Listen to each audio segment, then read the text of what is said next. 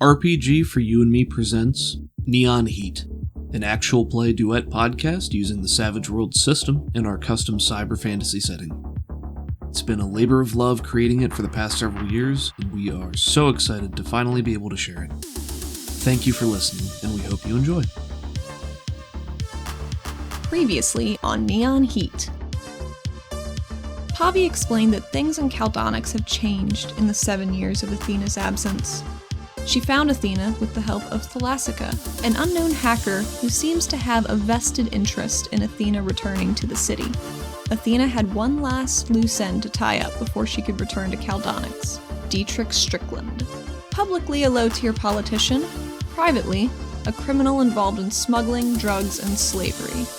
On their way to Strickland's compound, Athena asks to stop at a nearby Pantheon safe house, where she says a hard goodbye to her business partner and best friend of the last 7 years, Isaac Russo. After stealthily entering the Strickland compound together, Pahvi finds evidence that Strickland has been smuggling more than just Cori crystals out of Caldonix. They quickly engage a group of guards, and they fight their way towards Strickland's sanctum on the second floor. They reach an opulent door and kick it in together, just like old times.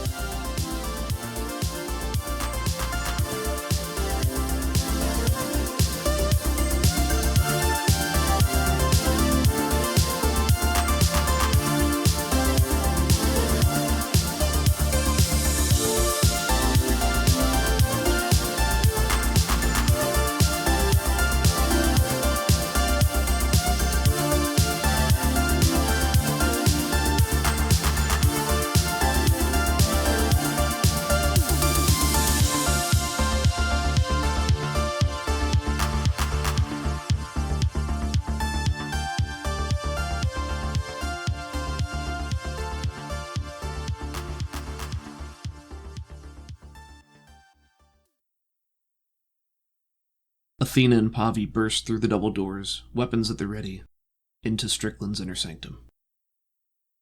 So you get into his main living quarters, and it's a rectangular room, spacious. There are no windows in this room. On the far left, there is a door that looks like maybe it goes out to a balcony. You can see the dark night sky out there, and then there's another door on the right-hand side. But in the center of the room, there's a large industrial metal desk with a lot of shit on it, just papers and inboxes for filing. There are a couple desk toys. There's one of those balls on the swings. Oh, the kinetic one? The kinetic balls, yes, those are there. And there's a woman standing to the left of the desk, and she's facing the wall, and there's, on the ground, a metal disc that is glimmering with soft blue light. And standing in front of her is a hologram of the top portion of what appears to be a man in armor. And she's speaking to this man when you come in, and she turns around to survey you. The man behind her speaks, and you can't see his face. He's wearing a helmet, and it's sort of an insectoid helmet. Like the eyes are dome-like and cover the hemispheres of the top of his head. Like a mantis? Sort of like a mantis, yeah. And there's just a crackly voice that comes through and says, "Looks like you need to get your affairs in order." And she turns around and she says, "Shut up, Krill." Make me a notice. Let's see how much you can see just walking in at a glance. 4. This woman has a similar skin tone to Pahvi, but it's more of an ochre. Pretty sure she's a Vel woman. Brown, cat-like eyes. She's wearing a red satin dress with golden glinting bangles on her arms, and she has chocolatey dark hair that's bound up in a bun, and a somewhat bored expression on her face. But she looks over as you kick the door in, and regards you. I do have a quick question. Mm-hmm. Has the smoke made it upstairs yet? Not substantially, no. Okay. Can I smell it? This has all happened in the span of... Like a minute? Probably like a minute. This has happened pretty quickly. Okay, gotcha. So, maybe very faintly. You didn't start a raging inferno. You set some things on fire, so you can almost be assured that will follow. Mm-hmm. But, for the time being, you know. So the woman looks over at you, and she says, in a bored tone, "Do you have an appointment?" I think you'll find we do. Very well. And she's holding a tablet, like an electronic tablet, and she punches a few things on it. And she takes a few steps towards that door that maybe leads out to a balcony. Sir, and the door is open, and a man walks in. He's of average height, not even as tall as you are. He has a sharp, cruel face with high cheekbones, and short-cropped crimson hair, and a widow's peak with solid crimson eyes. A red satin sash is bound around his waist and trailing off in a stylish bit of flair. And he's wearing an open-button white shirt with a black vest over top, black slacks, and he's wearing a belt with a few things dangling from it. Man, I was really hoping he was wearing all white. He'd be a fucking candy cane. Candy cane, no. No, he's definitely got the, for the most part, red and black motif going on. But this is, without a doubt, the man you're here to see. Dietrich Strickland, in the flesh. And he strides in, pulls a small pocket watch out of his slacks, glances at them, slides it away. He hasn't even looked at you yet. Yes, Krell, it looks like the next shipment might be a little bit later than we expected. You'll have to deal with a small delay. I apologize. Krell says, "Yeah, do whatever you want. Just clean up the mess." And then the transmission cuts, and he disappears. And he looks over at Benicia, and he says, "Benicia, dear, did we have a scheduled appointment?" "Well, sir, these, and she waves a hand in your general area. "People claim they have an appointment with you, but I think it's quite clear they do not." And he scratches at his chin a little bit. "What are you doing here?" If I would have known it was this easy to get an appointment with you, I would have come a long time ago. "Well, here we are now. Why have you come to my house like this?" I think you know why we're here. "I have absolutely no idea why you're here. Honestly, I don't care too much. You've already made a ruckus. I assume you've killed some of my guards on the way up here. What's to stop me from killing you here and now?" "Wait, don't answer that. I'm too tired to deal with this. Benicia, be a dear and dispose of this riffraff." And he turns and begins to walk away and just flicks a hand lazily over his shoulder. Excuse me? And Benicia turns back to you, and she's got a sinister smile on right now. Oh. And you see her pupils contract into very narrow slits. "Would you be so kind as to put all of your weapons on the floor and follow me? And I would like you to roll spirit, please." Thank goodness my spirit's high. Wait. Mm-hmm.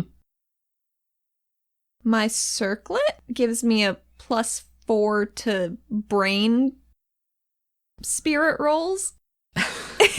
That's essentially correct. Yes, your circlet, which is a natural augment that Athena created herself, it acts like the skull cap. Yeah, it's like a psi skull cap from the science fiction companion. Gives you a +4 on your opposed rolls to resist these types of powers. Let me know what you get. 15. 15. I got a whopping 15. Did you blow up twice? Yes. Oh, damn. All right, well, she got a 6. Let's see how Poppy does. Oh, no. She can do 2 people at once? Apparently. Ah, shit. Oh, your new dice looks so freaking pretty. I know. Athena, you see her eyes, and you're looking right back at her when she says this, and you're staring back at these cat-like pupils, similar to what you have. Mm-hmm. And it's almost as though while you stare at her, your vision begins to tunnel, and the rest of the world fades away as you're looking back at her, and the air is shimmering, and you can feel a presence probing at your consciousness, almost like it's trying to force its way through this viscous membrane into your mind. You feel the iron of your circlet heat up, hot on your flesh, heating up as it feels this invasion, and that heat is able to bring you back to yourself, and your vision clears, and behind you, you hear the soft thud as Pahvi throws her things to the ground. Damn it! What do you do? Ooh, okay, I got it. Uh-huh. Okay. Okay. I had to think about it for a sec. I like it. Athena drops her sword to the ground and makes a couple shaky kind of steps forward and then closes the gap in an instant, making her other gauntlet into an identical sword. And I want to attempt to run her through. Are you doing like a multi-attack here? No? Just the one attack? With your offhand? No, like she quickly would like grab onto her right hand and pull the sword out of her other gauntlet into her left hand. I see. And then snicker snack. All right, make a fighting roll.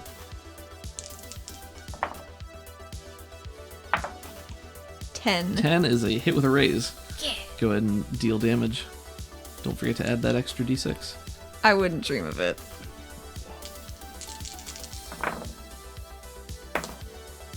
Nine.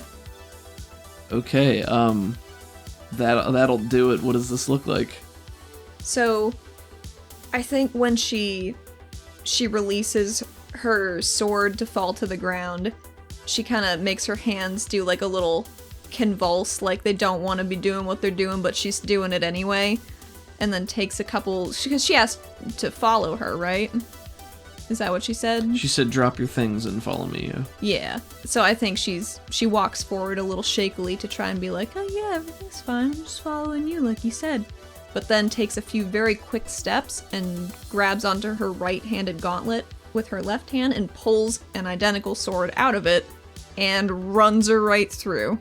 There's a measure of satisfaction in her gaze as you take those first couple of steps, but then, just as on the stairs, you close the gap in a flash, brandishing your sword, and ram it through her chest up to the hilt, and give it one more of those tugs there, and there's a gasp of surprise and pain, and she goes, and you see the trickle of red at the edge of her mouth as she's staring at you, and falls forward, putting a hand on your shoulder, and then falls into the blade, and then she's limp, and I think you pull it back out, and there's a spray of gore, and she collapses and starts to bleed out on the floor, limp and lifeless. Nice. And as this is happening, Strickland had been walking back out to the balcony, and as he hears the noise of you stabbing her, turns back around, and for the first time looks surprised and uncertain, and sees you cleaving through his lieutenant. I'd have your full attention.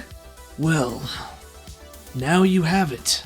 And he, ever the consummate businessman, folds his hands behind his back and begins walking the perimeter of the room, up, down, past you, and kind of back towards the staircase where you were, moving slowly. He doesn't look like he's making a break for it. He's thinking and talking. Mm-hmm. And he says, "Well, you've come to find me all this way. What do you want? Money, information, power?" I mean, not to put too fine a point on it, but I'd rather just put you in the ground. You've done a lot of bad in your life, and... Done a lot of bad. Well, it's been quite a while since someone decided to play my morality against me. Oh, I'm not intending to do that. I just want to let you know why I'm here, you piece of shit. And he turns Is to Pahvi okay? Cracks his hand. Yeah, I think as this is happening, she's shaking her head and kind of coming out of the fog. You can hear her muttering a little bit, but you can't make out what she's saying. But she does stoop down and scoop up her things. Strickland turns to you and stops and cracks his neck, rolls it around a little bit and says, "Well, if that's how you want it to be, do I know you?" No. Disappointing. And he reaches for his belt and unhinges a small metal cylinder that he holds in one hand. He twirls it in his hand once and pivots so he's perpendicular to you. Are you watching? And then, with a flourish, he tears the red sash from his waist and twirls it over himself and vanishes. Fuck! And that'll be initiative. Oh, shit. Okay. Athena gets a 10 of spades. Pahvi gets a joker. And Strickland gets a 2 of spades. Eat shit, Strickland. Let me roll something real quick. It's good for him, bad for you. Oh. Pahvi sees him disappear. Ooh. Oh, so close. Pahvi sees him disappear, frantically starts looking around, and is in a fighting stance and says, "Where did he go?" And she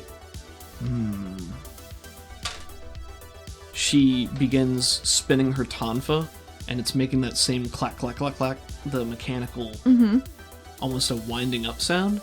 And then she brings it down and snaps it against her other tonfa, and there is just a concussive boom that rattles the air, and she's aiming it towards where he had been standing. Like a sonic boom? Basically. That's so cool! You can almost see the air distort around her in a cone shape, and it blows all the books off the walls of the shelf. And quick question. Yep. Does it blow Benisha's dead body anywhere? She is not standing in the area for this. Damn it. Yeah, that'd be funny though. Well, she wouldn't be standing anywhere, would she? Nope. And amidst all of this, you hear a thud against that, and you hear a but still can't say anything. Could I roll a notice to figure out where the hook came from? You may roll a notice. 2. It's at a -6. That's pretty bad. All right. What would you like to do? It's your turn. You know what's done all right by me so far? Setting things on fire. I'd like to cast Burst, please. Okay. Is there a general area he was? You know where he was standing when he went invisible. I mean, I guess I want to focus the cone around there, but cones by nature kind of spread out side to side a bit. The cone template in Savage Worlds is much more narrow at the front, but it gets wider. Like, it's very long and not super wide. Okay, could I... So you could always, like, move and position yourself. I know what I'd like to do. Okay. Okay, I'd like to take a few quick steps back and jump up onto his fancy desk.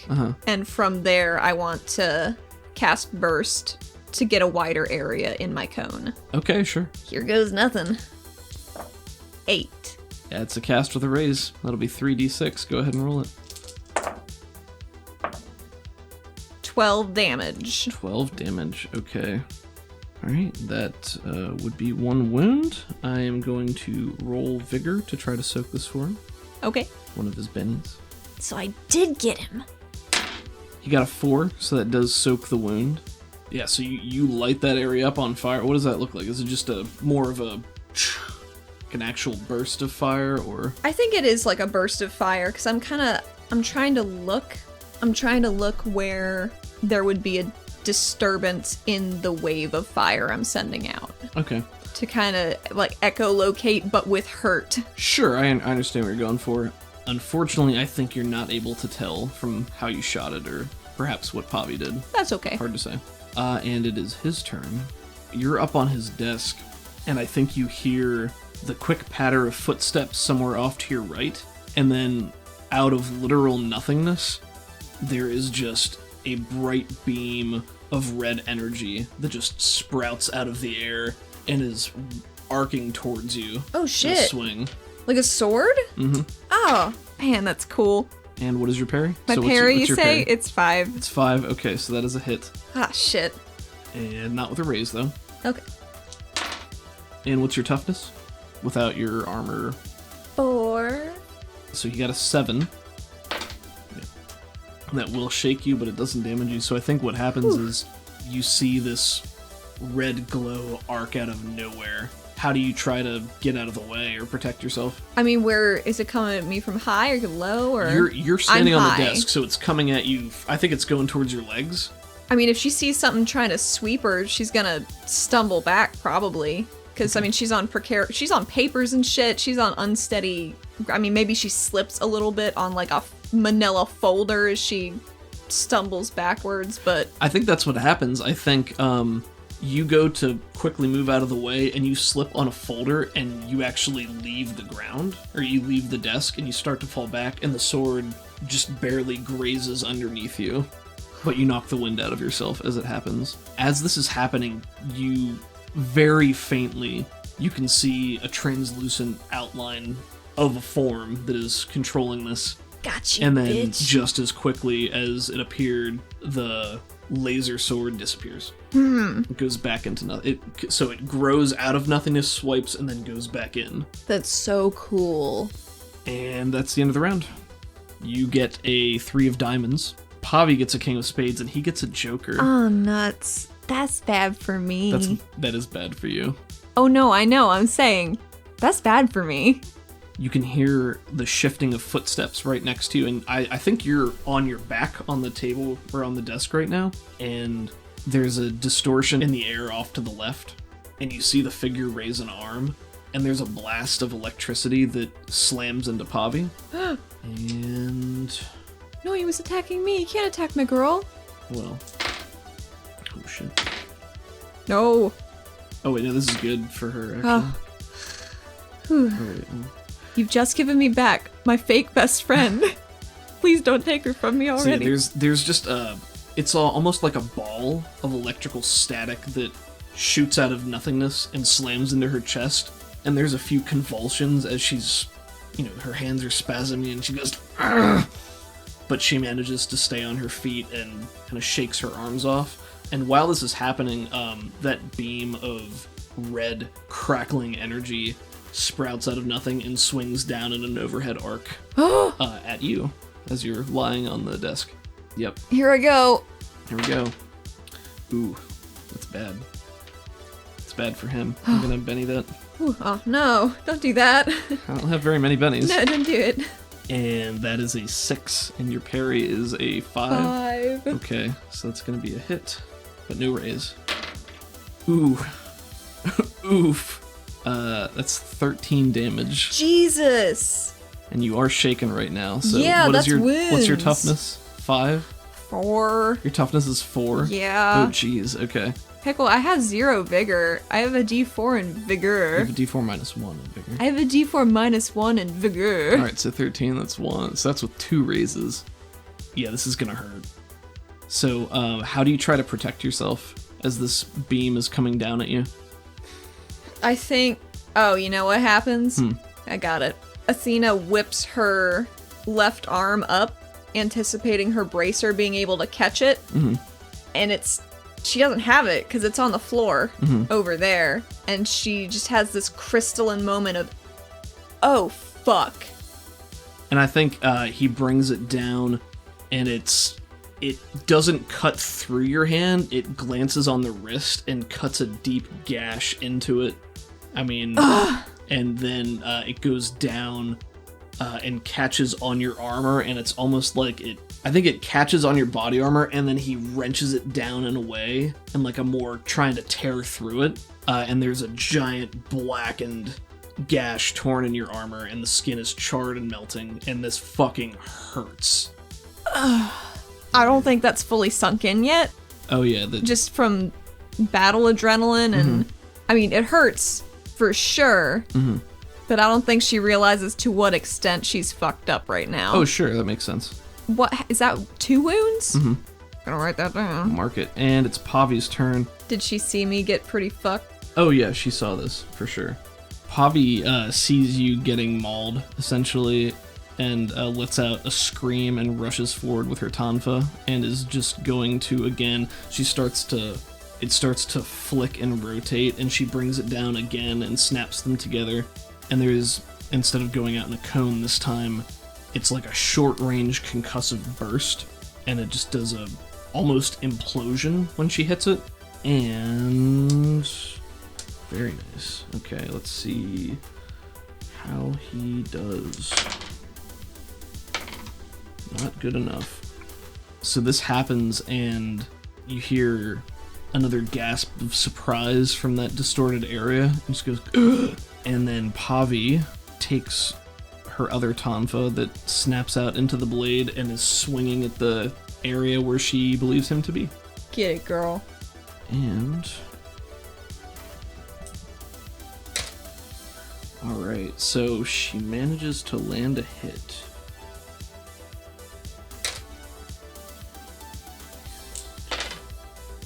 Alright.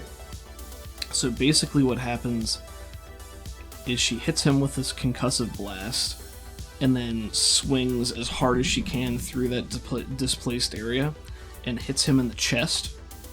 And he, in-game mechanics, he was stunned from the blast, which leaves you subject to the drop.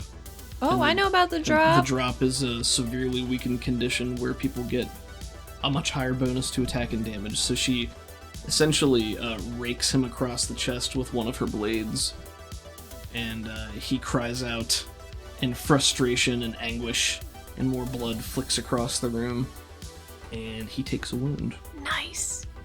It is your turn. What would you like to do? Well, whatever I gotta also, do. you got a Benny from Pahvi's Joker last time. I forgot to tell you that. Oh, lovely. I know what I'd like to do. Okay. This desk that I'm on is metal. It is. That's correct. So I would like to use shape metal to make it into a bunch of metal spikes that will jettison in a wall shape in the direction I feel like he is, because Pahvi's fighting him, so as long as I'm not hitting her, I'm a happy camper. I think that's reasonable. So I think Athena clumsily rolls off of the desk and puts a hand on it to make this happen. Okay. And I'm gonna cast it, see if it works. Cast it. Wound penalty of -2. Yeah. How about a 7? A 7. That's a cast no raise, so you get a D10 strength with it. Excellent. Blew up. 17. 17. 18. 18? Holy 18 shit. damage. Alright, well, he did get a Benny from his Joker. Oh boy. Alright, he's gonna have to try to Benny this, because... Or he'll die. Or he'll die, yes. It's 2 6s. Yeah, sure is, huh? He's able to soak all but 1 wound, so he does take one further wound from this. So he's at 2 wounds. He's at 2 wounds, yeah. So, and do the spikes go straight out? Do they angle? Like, what does this look like? I think half of the desk liquefies into a puddle on the floor that goes into a semicircle around Pahvi, like facing away from her, and spears away from her. That's fucking cool. All right. Yeah. And they pretty big. Yeah, and I think you're shooting blind a bit here, but out of all the spikes that go, one of them does protrude, and you see just a spray of red. And I think at this point, reasonably speaking, his invisibility drops, so you can see where he is at this point. Has his fancy little invisibility cloak shredded? You do not know. You get a 6 of hearts. Pahvi gets a 9 of diamonds, and he gets an 8 of hearts. So Pahvi goes first. So he is still stunned, which is why you were able to still damage him and hit him in the first place. Nice. And he's distracted and vulnerable, so I think Pahvi is just going in. Well, there's a wall of metal between her now, so I think she needs to walk around it to... She could always vault over it. No, I think she walked around it. Okay. Not as cool, but practical. So with Pahvi's first attack, now that he is visible again, she takes her bladed tonfa and just jams it into his shoulder. Nice. The one that was holding the sword, and just rips it back out, and there's a spray of blood. Clever and girl. He grits his teeth through the pain and goes, and then after that, I think she puts him in a chokehold. She gets an arm around his throat and just starts to squeeze and try to hold him in place. Okay. And that is Pahvi's turn. It's his turn now. He's gonna try to break free. No, he's got a -3 penalty on his wounds there. Yeah, Pahvi's able to... She's not the strongest, but she is able to hold this crippled and dying man. And Athena, it's your turn. What would you like to do? So I think I see, even in my shit-off terrible state that I'm in right now, I see Pahvi's got him in a lock, so I want to go in for the kill shot if I can. And I hold out my hand like Harry calling his broom. And the sword handle that I dropped on the floor back when we tussled very briefly with Benicia. and it zips into her hand, and she closes it, and she also closes the distance between their two bodies and wants to ram it upward into him. So then I think as you're going in for this, Pahvi has the presence of mind to let him go and stand back. And then, yeah, you can very easily just jam the sword through his chest. It's a 10. Okay, that's a hit with a raise. Roll damage. Okay. 14 damage. Yeah. Yep. That's that. What does this look like then? So I had an idea. Uh-huh. I think Pahvi sees me coming and sort of kicks him forward into the sword. Ooh, I like that. As I bring it up through his... I mean, I kind of want to do, like, up through the stomach, like, into the rib cage. Pierce his heart. Yeah, and if he stumbles into me, I want to just take a handful of his hair and rip his ear close to where my mouth would be, because I have a mask on still, Sure. I guess. And I just want to say, are you prepared for the kind of death you've earned, little man? And I think there's a moment of dawning horror for him as he's been run through and just chopped to pieces, and looks back at you, and his lips curl, and he's about to say something, and he opens his mouth, and he's gritting his teeth, and it's just red in his mouth, about to say something. He just... and the life leaves him, and he collapses forward. Nice. She shoves him backwards off of her sword, and I think she takes a second to wipe it off on the back of his shirt and turn it back into her gauntlet. Yeah, and I think Pahvi... She recovers her other one. I don't remember where it Sure, is it's fine. in the moment, but she recovers. Sure. And I think Pahvi, hands on her hips, looks around and says, "They should call us the cleaners, because we really cleaned this place up and made a bigger mess." Shit. I don't know, you got something? Well, it's good to see your sense of humor hasn't improved. Shut up. Oh god. You alright? Oh yeah, I'm fine. And she'll Doing rush real over. well. Yeah, she'll rush over and take a look at you, and I think Athena takes a knee yeah. and is trying to survey the damage. I think she pops her mask off. You do that, and when you pop your mask off, you definitely can smell the smoke now. Ooh, that's bad, huh? Yeah, no kidding. Shit. Well, mission accomplished? Yeah, we did it. Yeah. We did it, buddy. God, you're in a bad way. I'm fine. Hold on. And she pulls off her satchel, which has been here, and flops it open and starts rummaging around inside, and there's some tinkling and metal clanging together and the din of crystals. And she throws a bunch of stuff onto the ground and has her hands in front of her like she's trying to decide what to do, and she's talking to herself. She says, okay, this one, and she pulls up a green crystal, and this and that, and she slaps a couple of things together, and there's a syringe, and she takes a piece of metal and smashes one of the crystals, and then kind of pushes all of the dust into this syringe. Is Pahvi making scuffle dust? And then she takes the syringe, and she turns to you, and she says, "This is gonna hurt," and without waiting, jams it into you. Where? Just into you. Oh. Into your body. And I'm gonna Benny that. Oh, that's much better. Okay, so she got a 7.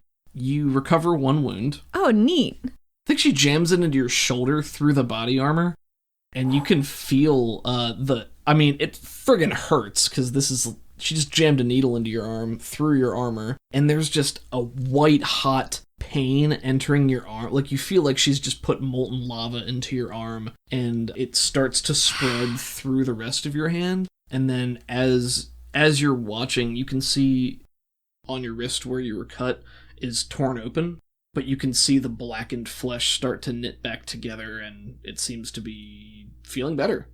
But your body feels hot and overheated now. I think she takes a luxurious moment to unzip the front of her armor to try and cool off for a sec. Pahvi does this and is kind of worriedly watching you as this happens, but then nods to herself and scoops all of her things back into her bag. Is that something she used to do? Nope. So, Pahvi... This is new. This is definitely new. Just a quick question. Yeah? What? Oh, do we really have time for that right now? No, I guess not. Yeah, no. Good job, though. Well done. Sure, yeah, I'll tell you later. Okay. So, what, do we need anything here? Should we, like, run? Ooh. Very fast? Ooh, I want to use my adventure card. Okay, what's your adventure card? Hidden treasure. Oh, Jesus, what does that do? I get to find some kind of loot or information, maybe, or something cool in this office. Oh, boy. Okay. I've been holding on to that. Well, lucky for you, those clacky balls survive. Thank God. Pahvi, take these, quick. I break one of the balls open. There's treasure inside. Could you do me a favor and roll me a notice, please? Yeah. This is unrelated to that. Bad.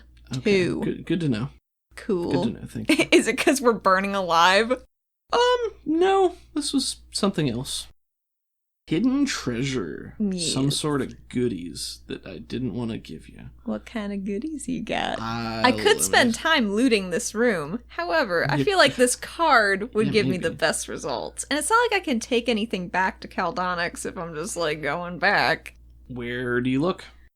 I mean, I'd like to look at the desk. The papers scattered about, or... Yeah, the papers that didn't dissolve into a puddle of metal goop. Mm-hmm.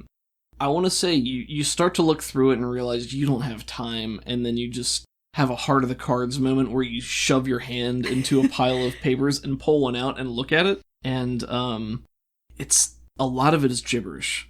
Symbols that you don't recognize, and a script that is completely unfamiliar to you. But then further down the page, there is a bit that you can read, and there's a word that you've never heard before, and it says Ali Sahir. So you see that, and then underneath that, there's what appears to be a name, and that name is Suzette, and the last name is Olivier. Suzette Olivier. Well, I take that. Seems important. Don't know why. Huh. And, yep. There's more smoke now. Coming through those doors that you kicked down. It's starting to billow up the staircase. Pahvi, I don't think we should go out that way. Oh, you think? Well, okay. Okay. Let's go. Is that a balcony over there? Yeah, it looks like it. Let's go give it a shot. Let's boogie. Alright, you make your way over to the balcony, and it is a balcony. Nice. And you're, I want to say, 2 to 2.5 stories up. You're high up, and you look out over the compound. You can see in the distance flashing neon lights heading your way. Oh, shit. In the forest.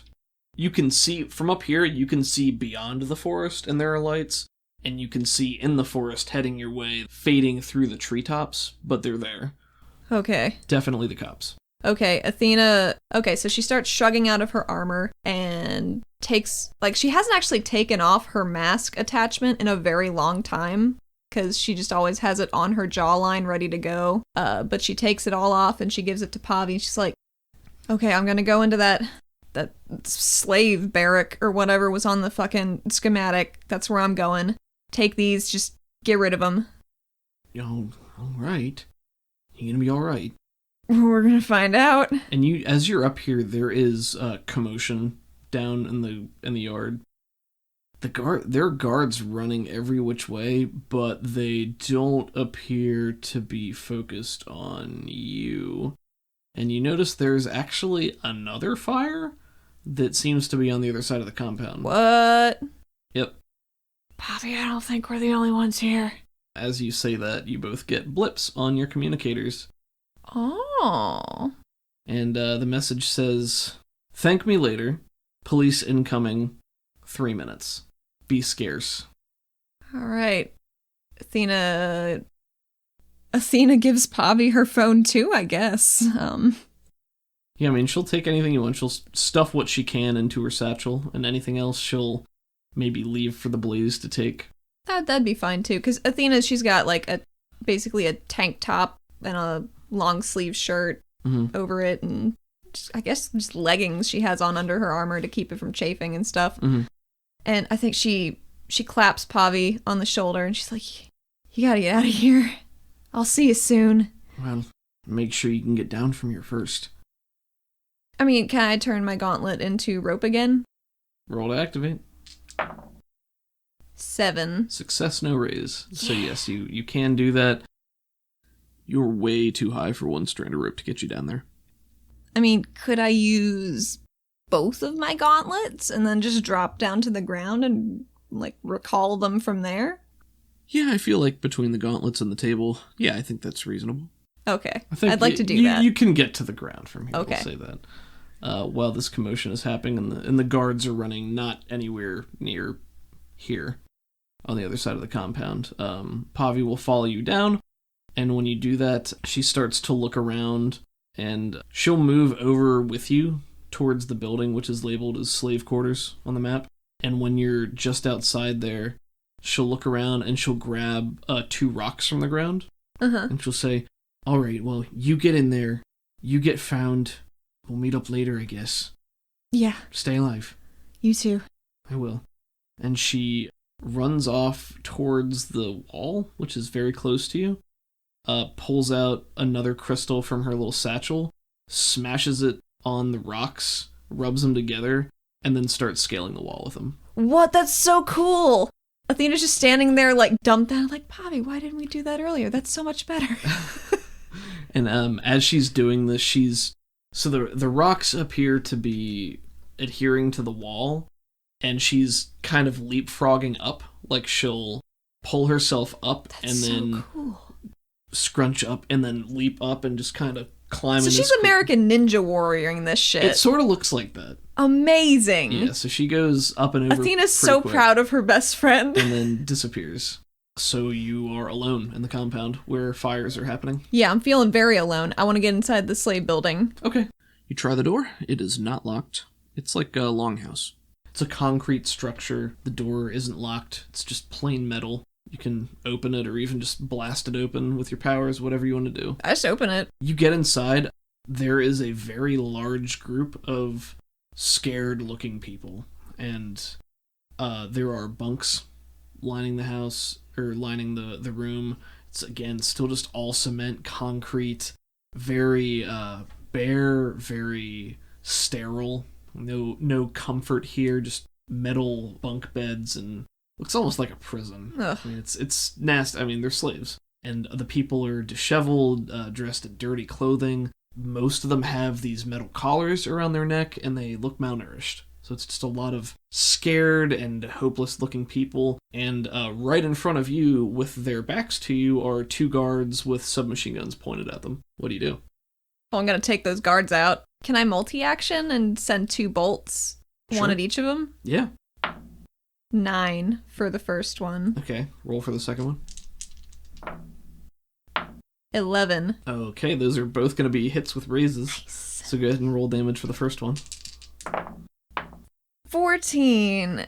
Okay, roll the second one. 9. Alright, yeah, you're going to kill both of them outright, so what does this look like?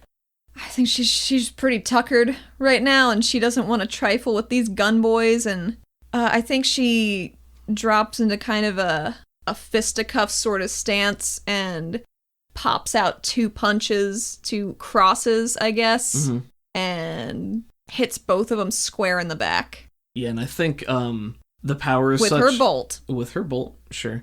I think so you probably have the foresight to realize there are people standing beyond these, so yeah. Instead of boring through them, I think the energy almost spreads up a little bit. Like a splash damage? Yeah, so it splashes into their backs and just creates a massive crater of scarred flesh. I mean, they both scream and fall to the ground immediately and are motionless. And as you do this, there are a lot of gasps and a few shouts and cries from the people. She immediately puts up her hands in a, I'm not here to hurt you guys sort of gesture. I mean, no, they're not in any position to threaten you or fight back. No, I know. I think it's just for me to make them comfortable. As a herd, they have expanded the semicircle away immediately, and some of them are hiding behind the bunks, and a couple of the smaller, children are hiding behind their parents, and parents are trying to shelter them, and you just have a lot of worried-looking but quizzical expressions. Athena, she puts her hands up like she's been doing, and she says, I'm not here to hurt you guys. Help is coming. The law is coming. We're getting out of here. When you say that, there's a moment of silence, and then the murmurs start from the back and ripple up, and they all start to turn to each other. And one of the men, he's mid-40s, haggard looking, but he has strong features and a determined expression, comes up and nods to you and starts to shepherd everybody else, into positions. And he pokes his head outside and begins to look, and he turns around and he says, "She's right, they're coming." You can hear more scuffles outside. You do hear the report of gunfire. Okay, everybody get a buddy. Stick to your buddy. Don't get separated. If we have to move, we have to move, okay? I'll do my best to protect you guys if we have to go, but I think we're gonna be alright. They're gonna find us. It's gonna be alright. And I think, so are you just hanging out there for... Yep. Okay. Another minute or two goes by before a team of heavily armed troopers rush in the same door you just came through, all toting heavy assault rifles and almost power armor, like much heavier than anything you'd worn, and their guns sweep the room and rest on the two dead guards that are on the floor in front of them. Where are you in all of this? Are you at the head of the pack, or...? I think I've sunk back into the crowd a little bit, if they'll have me. Yeah, and nobody's gonna push you away. I think everybody's just thrilled at the idea that maybe they're getting out of here. The troopers that came through, when they assess that there are not any active combatants, they lower their weapons, and one of them puts a finger up to his headset and says, "Hostage is secure. We'll bring him home." So, one of the optional rules that we are using is conviction. Conviction is covered on page 136 of the Savage Worlds Adventure Edition book. And basically, conviction is a reward that I can bestow upon you, either for great triumph or terrible failures. And it's meant to represent your character's conviction and sense of self and your ability to buckle down, get the job done, and through sheer grit and willpower and conviction, do a better job. So mechanically what this means is when I grant you conviction, it is a d6, 1d6, a 6-sided die, that you can choose to add to any roll at any time for any reason. That's pretty cool. Just gives you a benefit. It can ace, just like any other die, and if you use a Benny to reroll, you can reroll it just like any other die. So, really what it means is, if you have to succeed at something, and you're uncertain, or whatever, you can choose to use your conviction. And that's, for me at least, a big deal in a story moment. It means Athena is digging deep into her sense of right and wrong, and what has brought her to where she is, and is using that as fuel to push through the situation. So you can only have 1 point of conviction. Mm-hmm. When you use it, it's gone. You get conviction either after one of these great triumphs or after a horrible tragedy. So in this sense, because Athena has finally buttoned up her last piece of... her loose end. Athena has finally tied up her last loose end, and Dietrich Strickland dealt a crippling blow to this drug cartel and is now heading back home. I am giving you a point of conviction for use at a time you deem fit. Oh, golly. Thanks. Of course. Use it wisely. I may not. We'll have to see. Who knows? The local police arrive on the scene and round you up with all the other survivors, the slaves. There's a lot of hustle and bustle and confusion as you'll realize they're saved. They're being let out. They lead you out into the cool night air, the stars overhead, and they lead you to the front of the compound. There's a mansion on fire off to one side. I think Athena just... as she walks past it. There are no fire crews with them, so there are some officers milling about, watching the blaze as the building is being taken. But your crowd is herded towards the entrance where there are a number of flashing vehicles with lights. I think Athena's doing her best to fit into the middle of the pack, just looking around and trying to assess what everybody else looks like and trying to mirror that without being, like, disingenuous. Okay, well, roll me a stealth.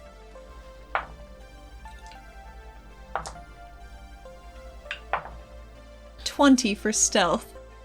So all the people around you, men, women, children, everyone is dirty and disheveled and emaciated.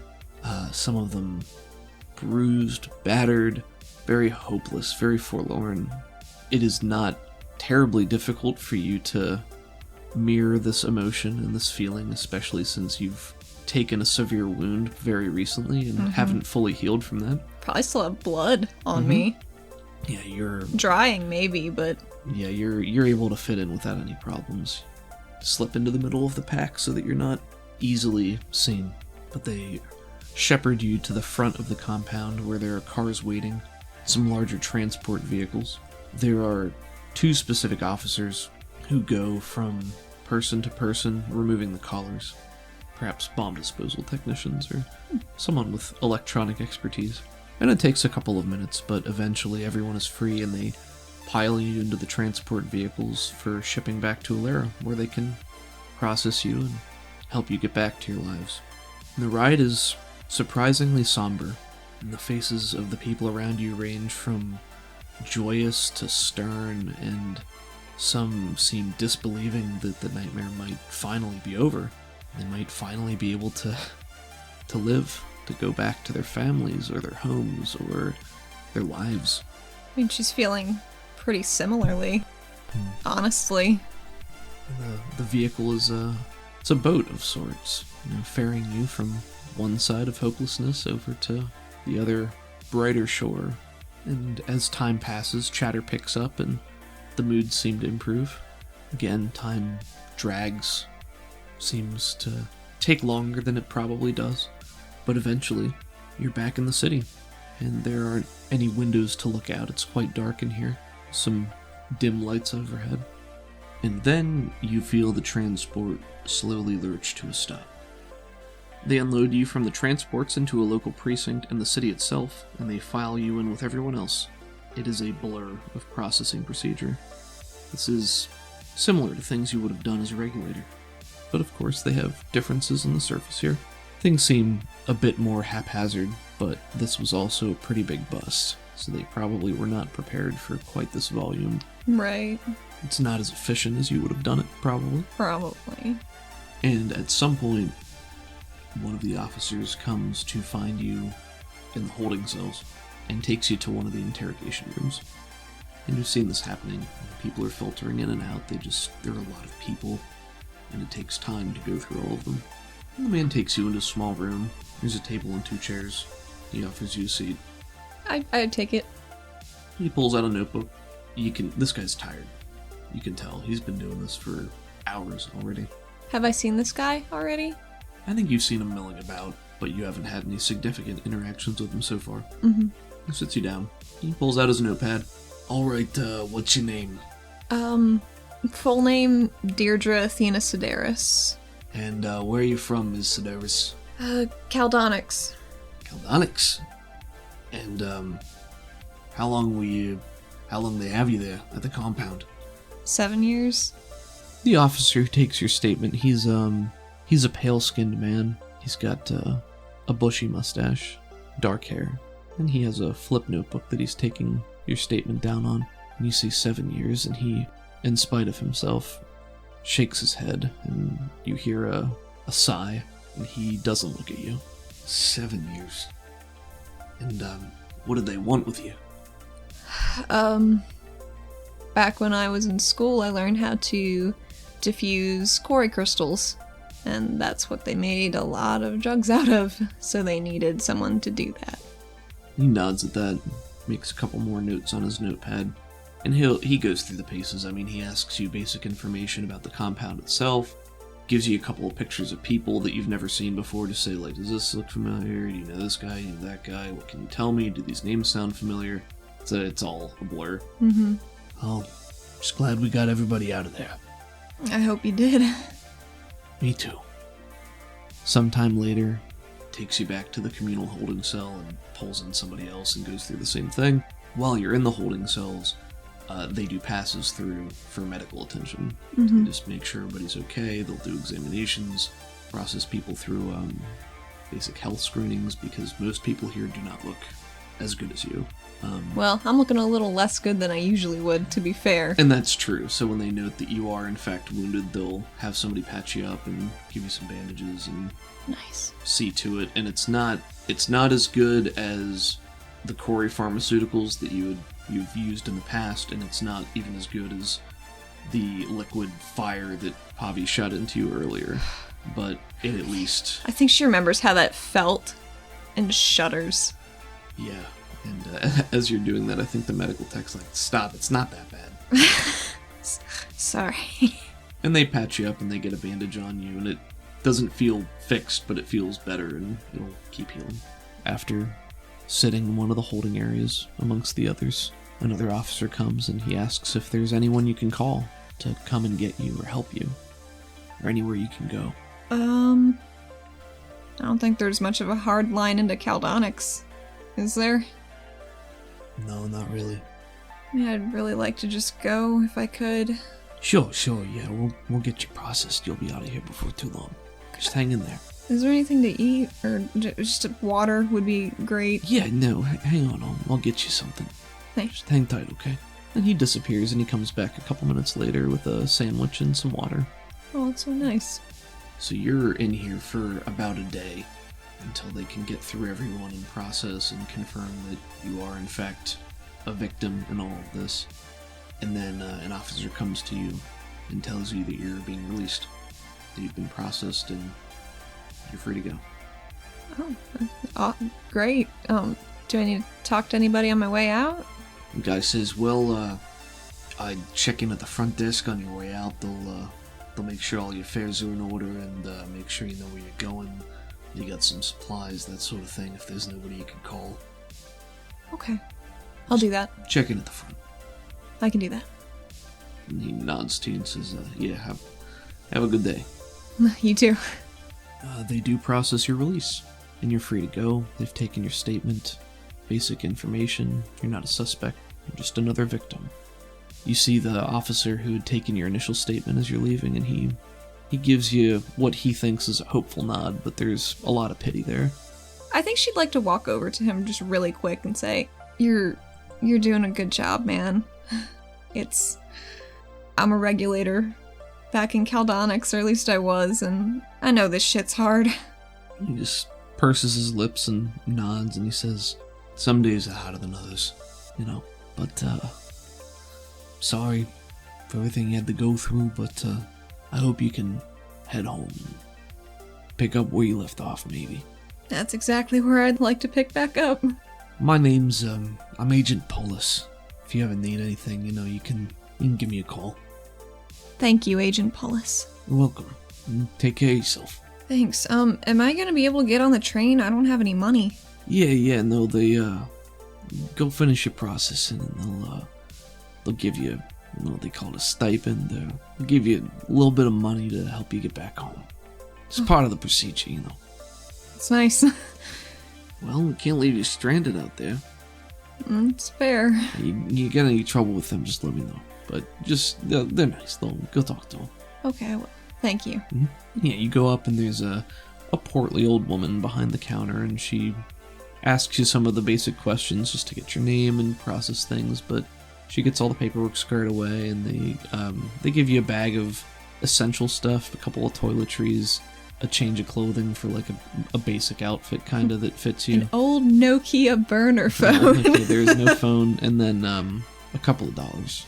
Okay. Surface money. Yeah, she gives you enough credits to survive for a couple of days, buy yourself a ticket to get where you need to go. I think she accepts it, says thank you, heads out, hurriedly but not too hurriedly. Sure. Excited, maybe. Yeah, you get back out into the streets, and Alera is bustling with life, as it always is. Buildings tall, the lights and the signs bright in the darkness of the night. Strickland is a memory. There's a sting in your side. Well, she hasn't forgotten that, huh? Yeah. It's a very painful memory. What's your next move? I want to find a screen I can use. Like a tablet, or do you think there would be a smart mirror in like a bar somewhere? Smart mirror. Like a bathroom? Good day, ma'am. How was your shit today?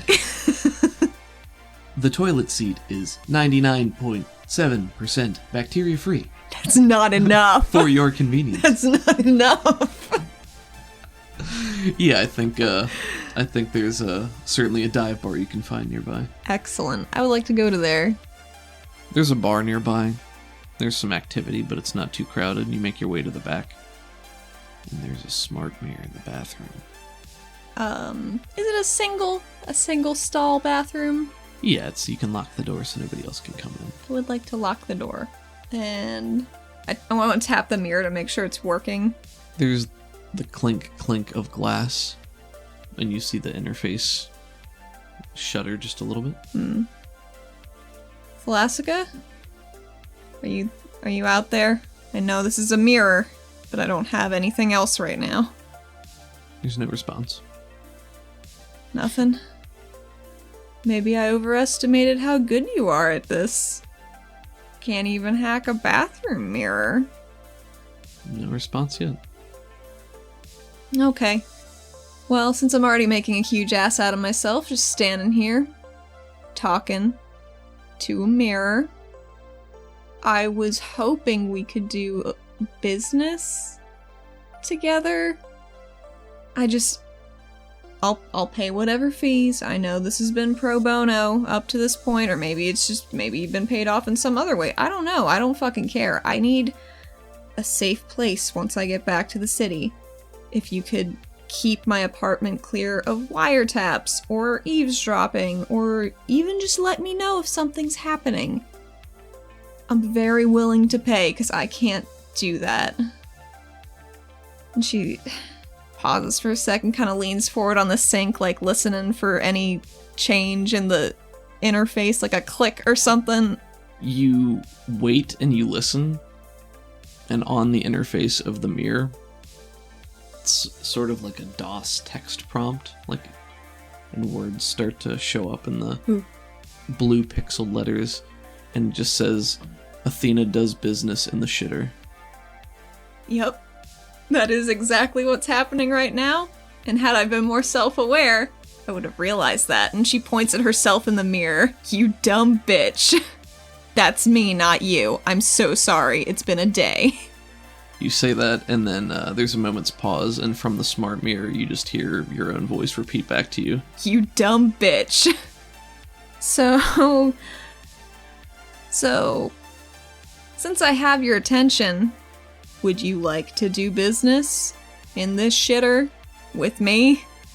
She holds out a hand to the mirror, not expecting anything, but just one word shows up. It says gross. I think she laughs. I think this whole situation is too weird for her right now. Sure. Okay, so I think the message that pops up on the mirror, I think it just says, gonna cost you. What else am I spending money on? And it says, I don't need money. What do you need? Favors. What kind of favors? The kind I call in. Okay. I am curious, were you looking for me before you knew Pahvi was? You're probably just not gonna answer again. That's fine. I'll get used to that. I think there's another significant pause. I think as the pause is happening, she pulls up her shirt to look at her wound, just because she hasn't checked up on it in a while and wants to make sure it's not, like, doing anything bad. I think, the message on the mirror, when you look back up, the message is there and it says, what makes you think I had to look? I think that message comes through, and then the power in the bathroom goes out. Damn. And you're standing in the dark. Oh, Athena just heaves a big ol' sigh, because she's wanted to talk to Thalassica for as long as she's known she's been around. And you're standing in the dark, and there's a hammering on the door. Yeah. I got piss. Well, wait your fucking turn. It's dark in here. I'm coming out in a sec. I wash my hands. Are there towels? Nope. She uses the front of her shirt to open the door handle. Hands wet, shaking them off as she comes out. It's like, it's all yours. Power's out, though. There's a short, chubby, it's a short, chubby Jarl woman. He kind of gives you bitch face as you walk out. I think she glares at her a little bit. You look down and you realize there's a dirty smudge on your shirt. Oh, fuck. And the lady walks into the bathroom after you, and as you're walking back through the bar, you just hear, "The power's off!" That's what I said. God damn it. I'd like to leave this bar. Okay, you make your way out into the night. There's the din of city, the smell of petrol in the air. It's warm, not muggy. I think she takes a sec to let that settle into her bones. Probably tired and cold from all the air conditioning, I assume, is at the precinct. Yeah, it's nice. And you are tired. She kind of shakes her head to stay focused on the task at hand. And I want to find a cab or a for-hire sort of transport from the city to the train. It's not like New York City in our universe. There aren't that many, but there are cars that have the telltale sign on top of them, denoting that they are open for business and can take passengers. And you flag one down without any trouble. It doesn't take long. You pile into the back. It's not terribly dirty, surprisingly enough. The man in the front, sort of wearing a cowl, might not be legal what he's wearing for purposes of being able to see. Right. But he offers you a nod and says, "Where to?" Caldonic Station. Caldonic Station. Here we go. Over the course of the next hour, he'll meander through the traffic of the city and out onto the freeway. This one's in better repair than the one that you took from Toshi. More traffic to Caldonics than there used to be. It's still not too busy. You do pass the headlights of a car coming the opposite way occasionally, but it's dark. The stars are out. You watch them pass by, and your brain feels heavy. I think she's looking at the stars, trying to soak them all in. I don't think she and Isaac ever went out and took a break to go see the galaxy like she wanted to, but that's life. And you're watching the stars twinkle by in the night, and you know that it could be a long time before you see them again. I think she's looking for constellations that she made up because she doesn't actually know any of them, but it's the wrong season for almost all of them. And time passes, and eventually the car pulls into a cul-de-sac at the base of the Nix mountain range. The Nix mountains are large and sprawling. They cover a huge swath of land. Snow at the top? Snow at the top. Always. But there's snow just about everywhere. Well, maybe not on the belt. But everywhere else there's snow. The mountains are wide but also deep, and they cover a large portion of land. And right here at the base, on the outskirts, the very tip of the mountain, there is a facility, a station. And the platform on the outside of the mountain range looks old, but with a new finish. There's a lot of sleek metal, newer polymer on the outer layers, some columns, but it's enclosed and familiar. And the man holds his hand out for payment and says, "Last stop." Thank you for the ride. It was good to just sit back for a minute. He waggles his hand and says, "Thank you for the money." Yeah, no problem. I hand him however much it is, with a tip. And like, "Thank you." You're welcome. And you get out of the vehicle, and he begins to pull away, but then he stops because maybe he could pick somebody else up here. So he idles there. And there's a set of stairs that lead up to this building, and it's not an enormous building, but it's wide. It's much wider than it is tall, with multiple sets of doors for entry. And you make your way in, and it's night right now. It's clinical. It's lots of metals and plastics and washed out lights. Not uninviting, but they could have spruced it up more if they wanted to. There are security officers stationed on the inside, allowing entry to the station proper. There are metal detectors scattered about that you need to walk through in order to get deeper in. In terms of other people around, there are some, couple dozen. but most of them are already further in. And you can make your way through the security gate. You walk through, you barely have any possessions. You walk through and it beeps, and he asks you to remove your armbands and your headband. I remove my gauntlets easy enough, and I flop them in the tray. With your gauntlets, you also place the bag you were given at the precinct that contained the food and supplies meant to tide you over until you could get back to your old life. Hey man, this, she taps it on her forehead, her headband. She's like, this one doesn't come off. It's an augment. I can't. He leans in and takes a gloved finger, and he's wearing a helmet, so you can't see his eyes, but his mouth is free. And he kind of grabs your headband and jiggles it a little bit. And it doesn't hurt, but... Does it jiggle my whole head? Yeah, it up does. And down. And he grunts and nods for you to step to the side. And he pulls out a little baton and starts waving it over your body to make sure there's nothing else. I T-pose for him. Yeah, and he gets done with that quickly and allows you to gather your things and keep going in.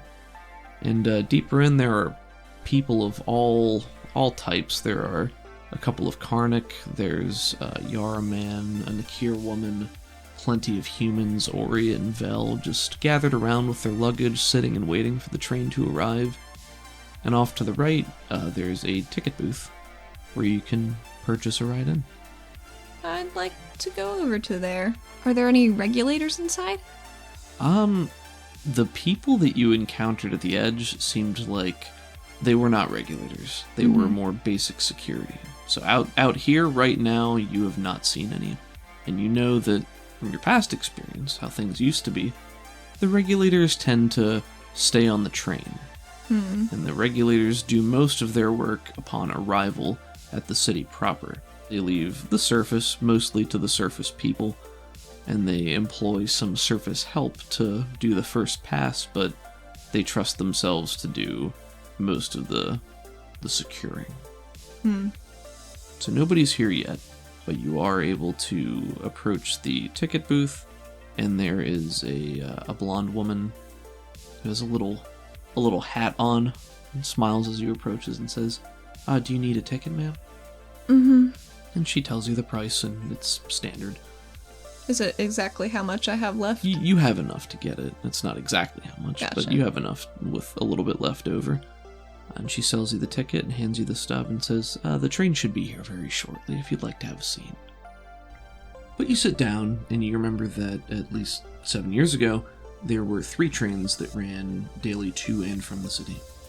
They run on 8-hour intervals. Every 8 hours they show up, and you are here at just the right time. Can I look around? Sure. Did Pahvi make it to the train before this, or is Pahvi waiting for the train? It's a really good question. You do... Oh, roll me a notice.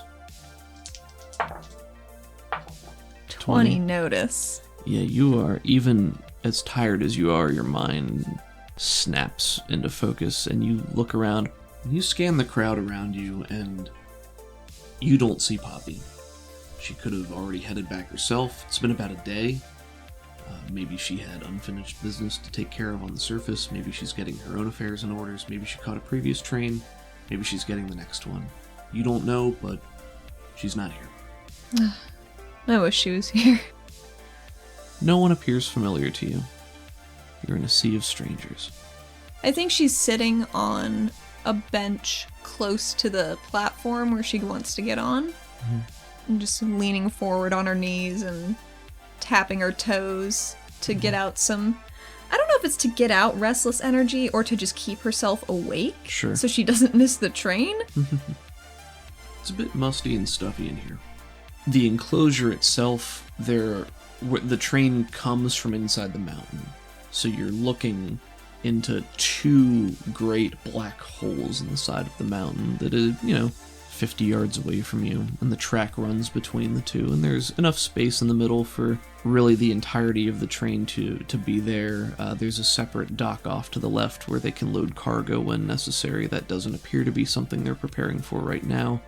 I figure it's probably more the ones that run in the morning and the afternoon rather than at night. Right.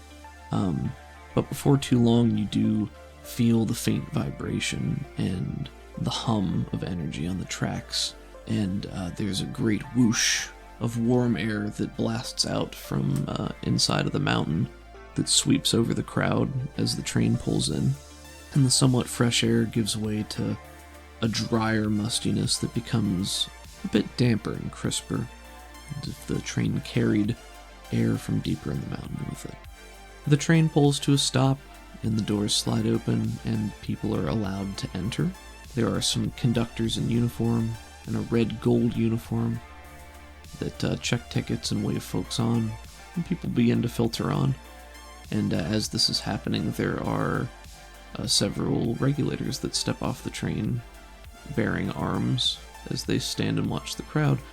For standard regulator officers, the colors they sport are yellow and black, which corresponds to the yellow of their badges. The regulators who come off the train are dressed in basic body armor, nothing too fancy, and they're holding rifles. And you can see that these are not ballistic rifles as you've come to expect on the surface. These are Cori rifles. These fire energy, and they're rare and precious on the surface, but very common in Caldonics. These regulators are wearing their helmets, and they stand about, making sure there's no funny business. You're able to board the train, and the man takes your ticket, waves you on, and you're able to look around for a place to sit. On the inside of the train, it's nice. There are more metals here. The train itself is made out of many metals, and it's smooth and it's sleek, and it feels warm and inviting. Reds and golds, and occasionally a gentle blue. There are standard seats where you can sit. There are screens around and closed cars here and there. Where would Athena like to sit? I think I'd like to be in an unenclosed car, just maybe on like a couch type, one of the long boys. Sure. What am I? A bench? Jesus. You can certainly do that. It's not at capacity. So people are basically free to sit wherever they'd like to. Some people walk further down the train to find something a bit more to their liking. But before long, everyone's boarded and has their luggage stowed, and the train kicks into motion. And there's an energetic hum from the outside as you feel the Cori energy run through the tracks in the train, and it lifts off from the ground ever so slightly. And you know that the tracks themselves are infused with the Cori energy and crystals on the bottom of the train, much like the energy cycles that you used back in Caldonics. These use tethers of Cori energy to suspend from the track and remain intact and move at high speeds. And as you move into the mountain, the only lights at first are in the train, and it's nighttime, so they're muted. There is light, but it's very dim. Many passengers decide to go to sleep, and you know that this journey takes some time, takes a couple of hours. As the train winds its way through the mountain, a rainbow of vibrant flickering colors flit by the window to break up the blackness. The tunnels are narrow, but occasionally open into enormous caverns dotted with the same lights. These lights generate from Cori crystals, a natural phenomena that emerged over the last 2 centuries since the Zero ravaged the surface world. Cori was a near miraculous discovery, containing abundant energy and other, more volatile properties. The journey takes time. Trains can only travel at high speed through swaths of the mountain range, and slow to a crawl at other points. When Caldonics first tried to rejoin the surface, they had to tunnel their way back out, and not knowing where the Cori crystals had sprouted from the crust of the planet, the pace was slow and the route was indirect. Are you going to stay awake for all of it, or are you going to try to catch some sleep? Well, she's just going to take a nap. Alright, yeah, you can take a nap. You drift off to sleep without any trouble, and eventually, after some amount of time, you hear the scratching of a loudspeaker PA system come on. After all these years of living pretty cutthroat, I think Athena's ready to wake up at the drop of a hat. Yeah, so you rouse and you're awake in almost an instant, potentially preparing for trouble. And you realize it was just the communication system on the train informing you that you're nearing your destination, and that there are some necessary announcements that all passengers must view. As the train is moving, there are multicolored glows flitting by the window, the crystals that are perched in the stone. The air feels warmer here. You're in an enclosed space and environment, but it feels not stifling, but maybe a little bit muggier. I think this is the weather she's built for. She's ready for it. And as this announcement comes on, it says, will all passengers please direct their attention to the nearest terminal? And there's one right in front of you that you're able to watch. And there is a logo on the screen that you immediately recognize as the regulator symbol. This one is yellow. It's circular, though about 3/4 of the way down it's cut off and a bit concave. And there are 3 crystal pillars sprouting from the bottom of the badge, one going up, one to the right, and one to the left. It hums with a yellow energy. It is a physical badge on the screen that you're watching, and it spins in circles a few times before finally stopping. So you're looking at it head on, and it fades out, and a figure fades in. The figure is, again, familiar to you. It is a Karnak. Karnak are a race of reptilian humanoids that come in many varieties and shapes and sizes. This Karnak has a gleaming black scale pattern, fringed with yellow. His head is of a medium length, with a snout somewhat like an alligator, but with ridges in the back, some spikes poking out, and his eyes are focused and glinting straight ahead. What color are they? His eyes are a startling orange that contrasts sharply against his mottled black scales. It's a shot from the shoulders up, and you can see that he's dressed in uniform, a deep maroon. And there's a moment of pause before he begins to speak, and he opens his mouth, and the voice that comes out is deep and gravelly, and it doesn't fully match the scale of who you're looking at. His great mouth with all of its teeth does move as he speaks, but it's hard to tell exactly how he's forming the words as well as he does. And he says, "Greetings. My name is Photius Roth. I serve as Caldonix's arbiter, the head of all regulator divisions, and liaison to the council, Caldonix's governing body. My purpose, my sworn duty, is to ensure the continuing prosperity and safety of our fair city and its inhabitants. Therefore, I require that you grant me your attention now, as you must understand the expectations we have for you as inhabitants." He pivots a little bit, and the screen moves to the left, and a holographic checklist type thing appears there, and words begin to appear as he speaks. "Unsanctioned violence and crime is not tolerated." And each thing he says pops up as another bullet on this list. "Do not disturb or touch the Cori crystals. They are both volatile and exclusive property of the city. No poaching, hunting, or fishing without permits from the city. The creatures serve as an important part of the city's food stores. No disturbing the natural ecosystem or damaging it in any way. Our land and space is finite and precious, and must be preserved at all costs. Ballistic weapons, firearms of any kind, things that shoot bullets, are absolutely forbidden contraband. They are extremely destructive, especially to our crystals. They invite catastrophe, and if you possess them, we invite you to leave. You are required to comply with Inquisitors and Regulators' directives at all times. Your safety is their concern, and if they require your assistance and cooperation in the completion of their duties, it is your responsibility to do so. You may find a full list of infractions and undesirable behavior that might be punishable through various brochures available at any regulator station, as well as the security checkpoint you're about to arrive at.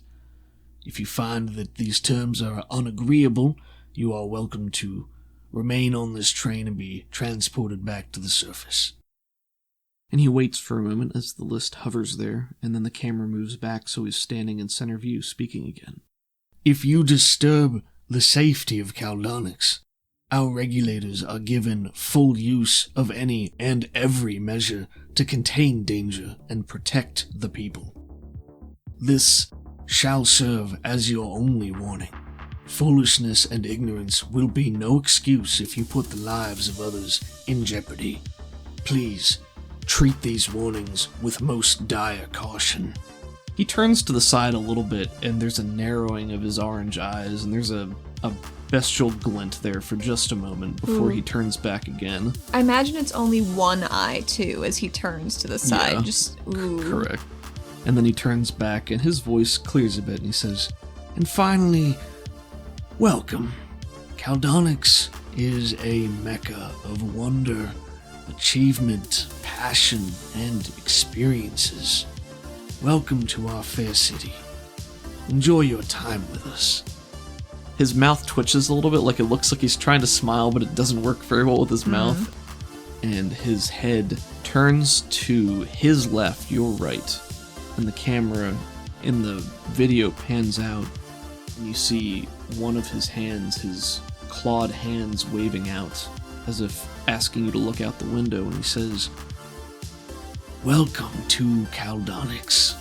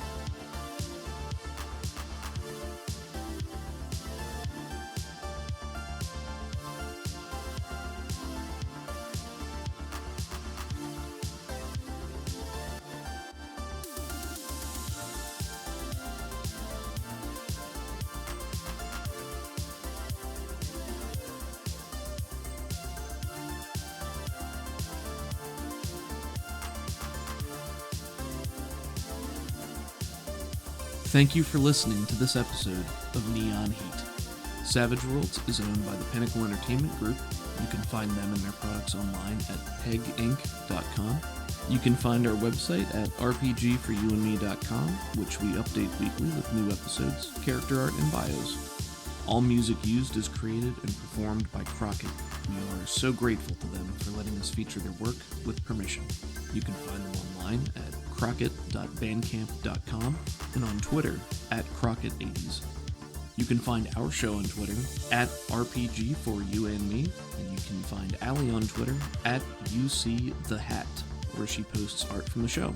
And as I am absent from all social media, you can find me exclusively on our Patreon Discord server, which you can find at patreon.com/rpgforyouandme. Any support means the world to us, and it makes it easier for us to make more quality content for you.